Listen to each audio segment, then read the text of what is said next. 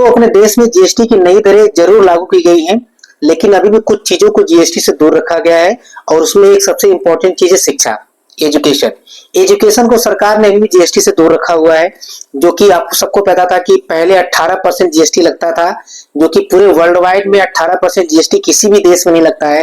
किसी किसी देश में तो एजुकेशन को बिल्कुल फ्री किया गया है, जैसे ब्रिटेन हो गया, रसिया हो गया, अमेरिका हो गया, कनाडा हो गया। इन सब देशों में एजुकेशन को टैक्स फ्री किया गया है, लेकिन अपने इंडिया में, भारत में 18% सरकार इस पर जीएसटी वसूल रही है, जो कि पहले भी वसूली जा रही थी, अभी भी है, क्योंकि नई दरें जब से लागू हुई है जीएसटी की, उसमें शिक्षा को इससे दूर रखा गया है। यानी कि जितने भी शिक्षण संस्थान है, जैसे प्राइवेट स्कूल हो गए, गवर्नमेंट स्कूल हो गए, जितने भी प्राइवेट ऑर्गेनाइजेशन है, कोचिंग इंस्टीट्यूट है, यानी कि आपको वहां पे 18% जीएसटी देना ही देना है।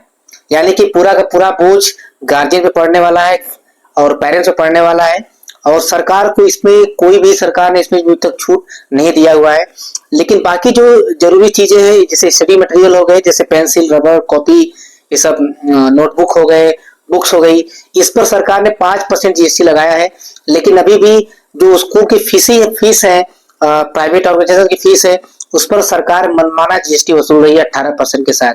जबकि हमारे संविधान में मेंशन है कि जो प्राइवेट स्कूल होते हैं, कॉलेजेस होते हैं, वो सब नॉन प्रॉफिटेबल ऑर्गेनाइजेशन होते हैं, और उस पर सरकार को टैक्स फ्री करना चाहिए, उस पर टैक्स नहीं लेना चाहिए। इसके बावजूद गवर्नमेंट इस पर टैक्स ले रही है। हालांकि इस चीज को सुप्रीम कोर्ट में जरूर चैलेंज किया गया है। अब देखते हैं कि सुप्रीम कोर्ट का निर्णय क्या आता है, क्या इस सब चीजों को जीएसटी दायरे से दूर रखा जाएगा या नहीं। आगे देखते हैं क्या होता है। यार कभी कभी मैं सोचता हूँ कि मोदी जी की उम्र कितनी होगी। अगर जोड़ा जाए उनके बचपन से, तो मान लीजिए कि कम से कम 15 साल की उम्र में उनकी शादी हुई थी। ठीक है, तो 15 साल वो हो गया, प्लस 40 साल उन्होंने भिक्षा मांग के खाई, करीब 40 साल मैंने भिक्षा मांग करके खाया है। तो 15-40 हो गया, कितना, 55 हो गया। ठीक है, उसके बाद वो बांग्लादेश के लिए जेल भी गए। मेरी उम्र 20-22 साल रही होगी जब मैंने और मेरे कई साथियों ने बांग्लादेश के लोगों की आजादी के लिए सत्याग्रह किया था।